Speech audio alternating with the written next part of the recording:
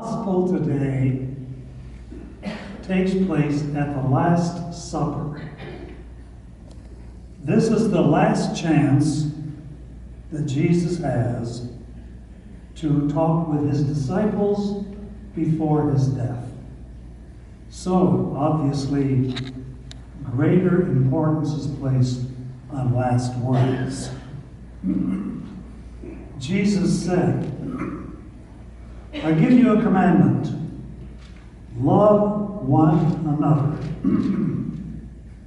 As I have loved you, you should love one another. That's it. You see. But the key is, as I have loved you. How has Jesus loved us? Follow him through the Gospels. When he encountered people who were cut off from regular society because of sickness or because of sin, he healed them. He forgave them. When religion was hurting people's lives because there were too many laws and customs, he eased the burden. When people needed to be fed spiritually or physically, he met their needs. This is how Jesus calls us to love. This is the way Pope Francis shows us love.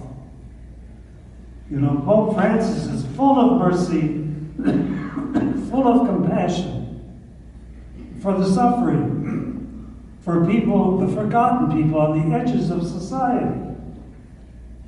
He's shown his mercy to all of us. And very recently, in a special way, he has shown it to the divorced and remarried among us. Oh, sure, he didn't change any law of the church, but he made it very clear that our laws were not to overrule the law of God written in our hearts, which is conscience. So, I think Jesus' message to us today is this. Keep it simple. Keep it simple. You know? Yeah. You don't have to study spirituality in order to be spiritual.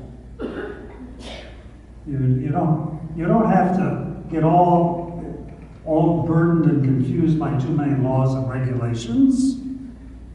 You know? You don't need to have any special knowledge to follow Jesus. He calls all of us. He calls all of us to follow him, not just a select few, elect people. That's the simple message of Jesus. Keep it simple. That's it. You know, I would like to share with you my early morning prayer. Are you ready for that? When I wake up in the morning, give me a few minutes to clear my head, okay, when I wake up. When I wake up in the morning, my immediate reaction is, wow, I'm alive, I have another day. You know?